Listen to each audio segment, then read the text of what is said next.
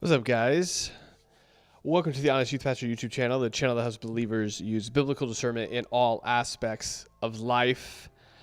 We'll be going, we'll get into it in a couple minutes here.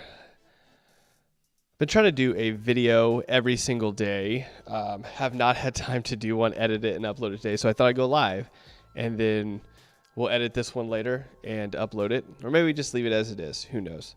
Who knows? Let me know if you've liked the new videos we've been doing. I know they've been a little bit different.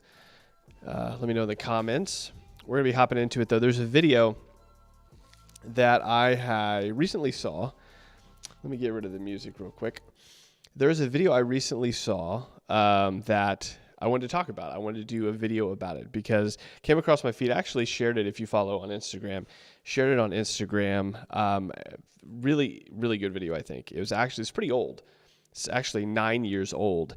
And it's about the martyrs in, I believe it was Syria or Libya from ISIS. And there's this organization that went around, and I guess afterwards they were interviewing the widows of these martyrs. And again, if you follow me on Instagram, you saw the one I shared, but we're going to actually be looking at the full sort of interview of her here in a moment. And there's an interview shortly after that of another wife of another martyr. And one of the reasons I want to look at this is because it's incredibly intriguing the way that these Coptic Orthodox Christians approach this sort of event. Obviously, I think when you hear about martyrs, it's tragic. Obviously, you pray for them. You pray for the situation they're in. And I think the words, though, that we're going to see from these women, of these men that lost their lives proclaiming Christ, not denying him, are really, really powerful. So if you want to watch the full thing, I haven't watched the full video. The full video is about 10 minutes long. I just scrubbed through and found this part of the interview. There's a lot of videos on the internet with this interview. Way too many of them have like this music in the background that's just too loud. Like, obviously, if you see my recent videos, I got some music in the background. I try to like make it not overpowering of my voice. But I did find one that's got a little bit of music in the background. But you can at least hear these interviews. So let's hop over to the screen. And this is from, I think it's Christian Youth Channel is what the actual YouTube channel is called. And I'm going to play this interview again. If you want to watch the whole thing without me interrupting it, go ahead over to the link in the description. You can watch the whole thing there. But I am going to be stopping it periodically as we go through here because I think there's just a lot of things I want to say as we go through this. So we're going to start it. I think I've got the volume pretty well leveled out. The video itself is pretty loud, just in general. But let's go ahead and start it. Again, this is they're interviewing a wife of one of the martyrs that ISIS took. They beheaded them on the beach. You probably saw it. Again, 2015 is when this happened. And so this is the reaction, very shortly after, by the way, of a wife of one of these martyrs. And I think that it really demonstrates the trust, the faith that you have in Christ, as well as just how you see the world, or how hopefully we would see the world as believers. There's lots of people that would call persecution on a whole bunch of different things. But this lady, in the actual midst of persecution, says this. So let's start it. Well, I thought we were going to start it. Let me pop up here.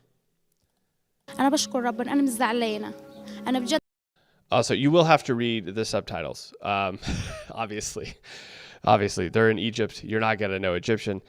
But here we go. The first thing, actually, we'll just stop here real quick. I knew my Christianity, because of my husband died a martyr, did not happen by accident. This is the first thing she says. is that this martyrdom wasn't accidental. And she says that because she's viewing it through the lens of Christianity. So she's saying this martyrdom wasn't like this weird happenstance thing over here. She actually reinforces this, we'll see later, where she's like, no, God took him at a specific time, sustained him all the way up to the point of martyrdom. And God did all of that. And that's how she sees it. So here we go. Keep going. بجد يعني أنا عرفت مسيحيتي ليه جوزي مش شهيد جوزي ما مشي في حادثة أشكر ربنا وربنا يخلي لي بنتي ويحافظ عليه وأشكر ربنا لأنه فعلا ده أنا من ساعة ما خدته هو بيحكي لي عن ربنا بيحكي لي عن المعجزات بيحكي لي عن كل حاجة فأنا جربت منه وحبيته وهو الفراق صعب فعلا وهيفضل صعب لغاية آخر فم لكن أنا مش زعلانة ده إحنا بنفتخر بمسيحيتنا.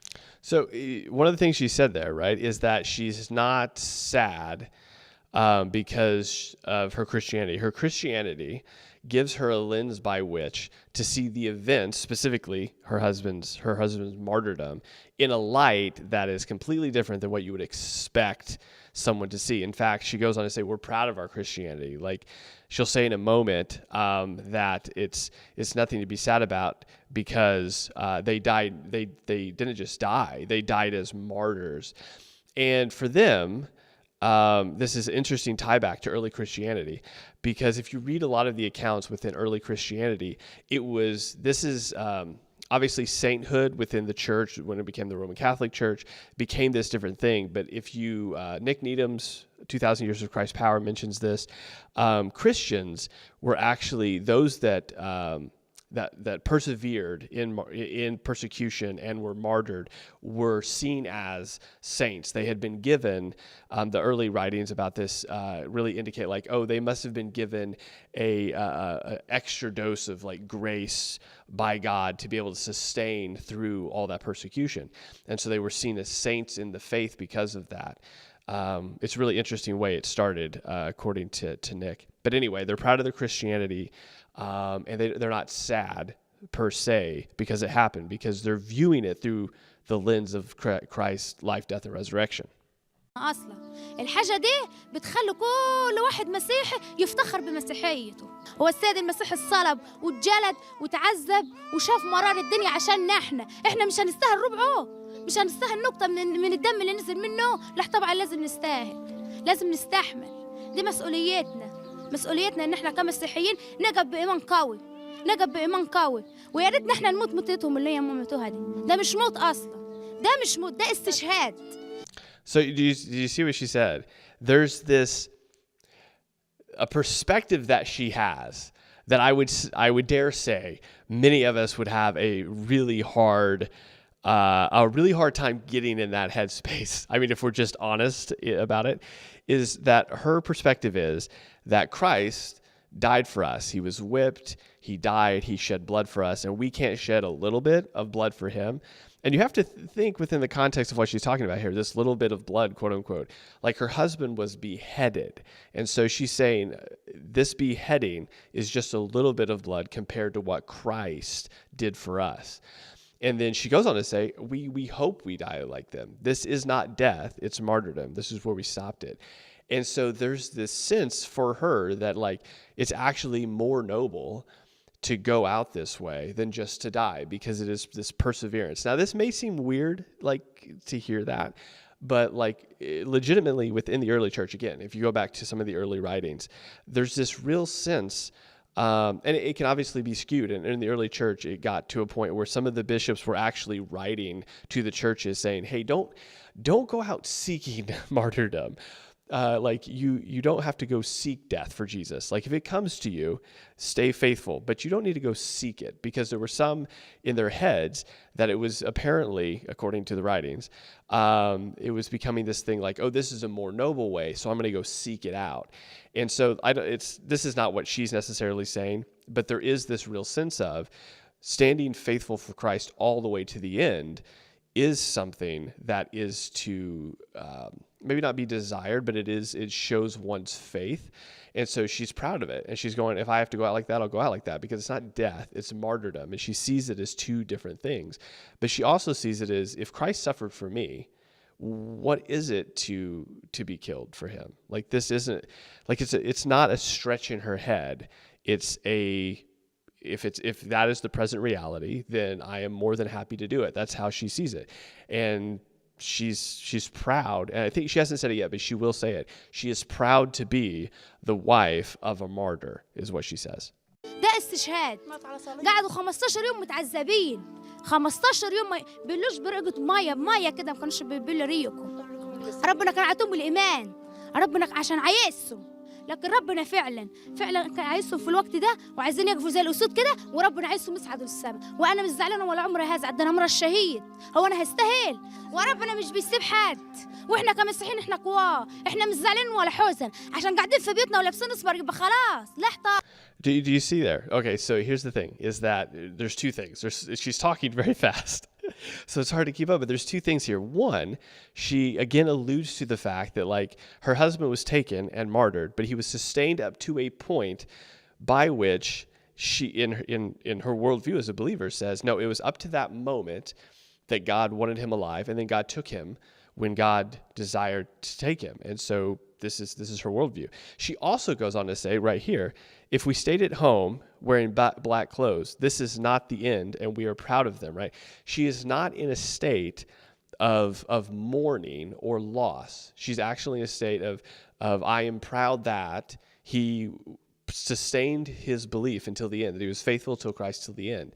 Now, obviously, there's probably, as she mentioned before, like, yes, farewells are sad, but I know that he's with Christ. So there's this real sense, like, you watch this interview and you go, whoa, like you don't just get to this place like in a moment. There's this understanding and faith and this real sanctification process that brings somebody to a point in which, when you realize, and we as Americans obviously don't really live in this reality so much as obviously other believers do in other places of the world, but there's this real sense for her that like any moment someone could come take him, or it did take him, and he could be killed. But God is faithful. God's going to do what God's going to do. And there's no sense of being mournful of it. In fact, we're proud of them. And if we have to go the same way, we will. And that is not something one just says, right? Especially living in the particular situation in 2015 that she was living in which that could literally happen and did happen to her. طبعا ده احنا بنفتخر، ده انا هطلع واروح هنا واروح هنا، ده انا مرت الشهيد. هو انا استاهل؟ انا ما كنتش استاهلش. Now this is interesting, right? So this wasn't in the reel that I shared on Instagram, but the interviewer asked, "What do you say to those people who did that?" Now this is going to be like I was very interested about what is that reply then. Here's her reply. ربنا يجزيهم. Okay. So this is another wife of another martyr. We're going to listen to her interview as well. But her response was, may God judge them. Right? It's this real sense of do not have wrath, for God will be the judge. And so obviously she's probably got all types of feelings toward the individuals that did this to her husband. But again, like one of the things that really comes out in this interview also with this widow as well, is this real sense that God is in control. She said it in her interview, God never abandons his people. He is there. And so through her worldview is that God allowed her husband to be sustained up to a point. He allowed him to have the faith up to a point. He preserved him up to a point. And she's not going to be sad about that. In fact, she's honored that she could be the wife of a man that trusted in Christ like that and went out like that. And she's not going to be sad about that. She's she's honored. She says there at the end, like, I don't deserve to be a martyr's wife. I don't deserve it, but I am one. And so there's this real sense of understanding two things. One, God sustains his people and gives them enough grace to get through a situation. And two, like, I don't deserve any of, like we say all the time, like, oh, we don't deserve all the things God's given us, but those are like the good things. For her husband was just martyred, and she goes, I don't deserve that. Not in I don't deserve this bad thing happening to me. It's I don't deserve to have been graced with a husband that was able to sustain through persecution till the end. Like, that's how she's viewing it. I have a few verses at the end we're going to talk about, but let's get to this particular interview as well. اختي هم الدنيا كلها عرفت اتذبحوا ما حدش قال ما حدش فرفر ما حدش حرك دراعه ميلوا يقوموا كانوا واثقين كانوا شايفين ربنا كانوا شايفين يسوع المسيح اتذبحوا ما حدش قال يسوع المسيح اقبلنا عندنا بقي شهيد في السماء بقي لنا شفيع وبنشكر داعش ان هي ورت العالم كله يعني. Okay, so a couple things, right? The same thing with this widow here. Like this is just this whole video is mind-blowing from a Western Christian perspective. Because what she's saying is like when they were there and they were getting martyred, obviously, I don't know if you can find that video online. I'm sure you maybe can, probably not on YouTube, but she's saying like they didn't flinch, right? She's seen the video. Like, can you imagine that? Can you imagine being shown the video of a loved one being martyred for Jesus? And they're saying like, we saw it. They didn't flinch. Like what they're proud of is that to the very end, these Christians were not begging for their life. They were saying Jesus Christ, and they were proclaiming him as Lord till the very end. And she's actually thanking ISIS here, right? This is what she says. We thank ISIS for showing the entire world what real Christianity means, which is that in the face of persecution and death and torture, Christians are faithful to the end. And that was just their husbands. They now having to live with children without their husbands in a culture that's going to make it predominantly more difficult to do.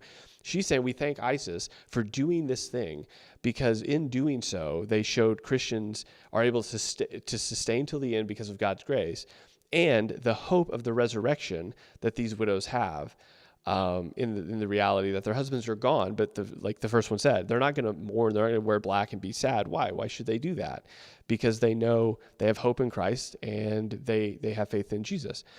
Let's keep going. Her interview is quite a bit shorter, and then we'll get to the verses. اللي بيعمل فينا حاجة بنشكره وبنشكر الرئيس وبنشكر ربنا وبنشكر السيسي اللي قبل ما يعزينا خطرنا.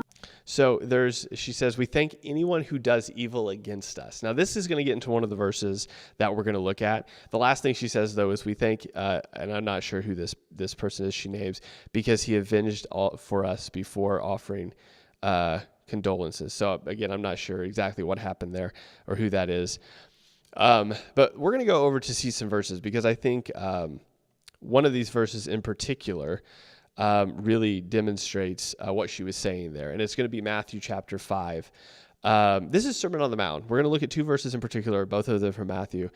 And what we have from the Sermon on the Mount is the blessed R's, right? Now we get to the end, verse 10. Blessed are those who are persecuted for righteousness' sake, for those is the kingdom of heaven, right? Blessed are you when others revile you and persecute you and utter all kinds of evil against you falsely on my account. Rejoice and be glad, for your reward is great in heaven. For so they persecuted the prophets who were before you. And so you have to, like, obviously, if you read early Christian writings, what you're going to find is, obviously, there's a lot of martyrdom. There's a lot of things going on. But these verses are what early Christians and Christians now that are persecuted really look to. These words of Jesus, this particularly from the Sermon on the Mount, that's saying, like, yes, you will be persecuted. And it takes a bit of a different tone for them than it would for us. I mean, that's just the reality of it, right? When we say when we read blessed are those who are persecuted for righteousness' sake, we think of an entirely different context than what these Egyptian Christians are really thinking about. Now, the second one is going to be, and I said they're both from Matthew, they're not. This other one's from Romans chapter 8, where Paul writes, starting at verse 31, what then shall we say to these things? If God is for us, who can be against us? He who did not spare his own son, but gave him up for us all, how will he not also with him graciously give us all things? Who shall bring a charge against God's elect? It is God who justifies. Who is to condemn? Jesus Christ is the one who died. More than that, who was raised, who is at the right hand of God, who indeed intercedes for us. That last interview actually talked about we have an intercessor. Verse 35, who shall separate us from the love of Christ? Shall tribulation or distress or persecution or famine or nakedness or danger or sword? As it is written, for your sake we are being killed all the day long. We are regarded as sheep to be slaughtered. And so we have like these verses that obviously these early believers, as well as these Coptic Egyptian Christians, rely upon in times of persecution. And one of the things that I really wanted to share that interview with you. Again, you can watch the whole thing. It's 10 minutes, 10 minutes, 10 seconds, the whole thing. But those two interviews specifically were really, really, I think, just incredibly powerful. Not because necessarily of the words they use, but just the posture that they had, the worldview that they are processing, what many of us would not be able to process, right? You have a lot of believers you talk to, and I'm not trying to like downplay the severity of these things, but you have a lot of believers that go through things that are justifiably like difficult, like they are objectively hard to go through. And as Western Christians, we have like this really hard time dealing with some of these things, whether it be death, job loss, financial situations, relational, difficulties. And like it's almost like life-changing for us. And I'm not saying those things aren't like bad, but oftentimes difficulty shows how we perceive God and how God is working in the world and in our lives. And this interview does a really good job of really breaking that down and saying, okay, well, here are some believers who have had their husbands taken from them. Their husbands were tortured and their husbands were killed for Jesus Christ. And it's not as if it's a mystery to them. They have a video literally of the last minutes of their husbands' lives. And how do they react to that? And you have firsthand accounts of their words saying like, hey, we're not sad about this. We're actually proud of them. We don't deserve to be in this position. We don't deserve this. It's just that we don't deserve to have an honor such as this. And we don't process things that way, really, as Western Christians. And so hopefully this video was just helpful for you to be like a level setter, to be like, man, like how do I process the difficulties and issues in my life in comparison to Christians that are really going through it, like in a way that I could never understand. So hopefully, again, that was helpful to you. If you want to watch the whole thing, check out the link in the description below. If you found this video helpful, again, make sure you share it. I think a lot of people could just benefit from those interviews. Not even my commentary, just share those interviews with them. I think it really is very eye-opening for us. So, guys, hopefully you've had a great day. If you want more videos like this, again, make sure you subscribe, hit that notification bell, all those good things, and I'll talk to you next time.